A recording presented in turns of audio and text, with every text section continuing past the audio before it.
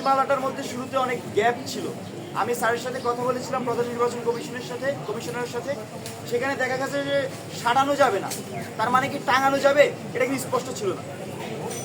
আর দেখা ছিল যে গাছে লাগানো যাবে না, তাহলে কি ঝুলানো যাবে, এটা স্পষ্ট ছিল না। তো এই অস্পষ্টতার জায়গা থেকে অনেকে সুযোগ নিয়েছে, অনেক ব্যাখ্যা দিচ্ছে। তবে আমরা যেটা বুঝতে পেরেছি, প্রশাসন কোনো ধরনের ব্যানার ফেস্টুন লাগাতে চায় নাই বা এটা আচরণে থাকবে না, শুধুমাত্র লিফলেট এবং হ্যান্ডবিল এটার পক্ষে ছিল।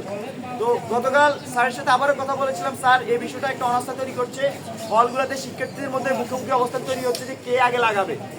তো আপনারা একটা তাড়াতাড়ি বিবৃতি দেন, আপনাদের অবস্থানটা ক্লিয়ার করুন। সর্বশেষ যে বিবৃতি দিয়েছে তার হিসাবে আমরা বুঝতে পারলাম যে প্রশাসন যারা এরকম বিলবোর্ড লাগিয়েছেন, পেস্টুল লাগিয়েছেন, বিভিন্ন জায়গায় দেয়ালে সাটিয়েছেন, তাদের বিরুদ্ধে আসলে প্রশাসনের ব্যবস্থা নেওয়া উচিত। তবে আমরা আশাবাদী এই নির্বাচন কমিশন শিক্ষার্থীদেরকে আস্থায় আনার জন্য, যারা আচরণবিধি ভঙ্গ করে নাই তাদেরকে আস্থায় আনার জন্য, যারা আচরণবিধি ভঙ্গ করেছেন তাদের বিরুদ্ধে খুব দ্রুত ব্যবস্থা নেবে। ধন্যবাদ। মুর্মু স্লোগান দিয়েছেন, তার সমর্থকরা করতালে দিয়ে সেখানে আচরণবিধি ভঙ্গ করেছেন। তিনি এখানেও সীমাবদ্ধ থাকেনি, তিনি এইসব ভিডিও ফেসবুকেও তিনি আপলোড করেছেন। তো আমরা তার বিরুদ্ধে কোনো ব্যবস্থা নিতে দেখিনি।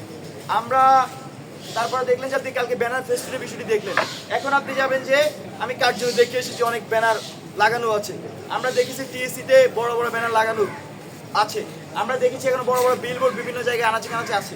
আমি সর্বশেষ দেখেছি 3টার আগে এইসব সরানোর কথা বলা হয়েছে, তারাও যেমন সরানি, বিশ্ববিদ্যালয়ের প্রশাসন সরানোর জন্য কোনো উদ্যোগ নেয়নি। তো এই বিষয়গুলো নিয়ে আমরা শঙ্কিত এবং আমরা মনে করি বিশ্ববিদ্যালয়ের প্রশাসন যদি বিশেষ কোনো গোষ্ঠীকে এভাবে সুবিধা দিয়ে যায়, তাহলে 19 সালে যে ডাকসু নির্বাচন ছাত্রলীগ সেখানে একপাক্ষিক সুবিধা পেয়েছিল, নতুন করে তার পুনরাবৃত্তি হয় কিনা সেই সংখ্যা শিক্ষার্থীদের মনে আছে। তো সে যারা প্রার্থী আছে তাদেরকে নিয়ে ভয় নেই, ভয়ে আছে নির্বাচন কমিশনকে নিয়ে।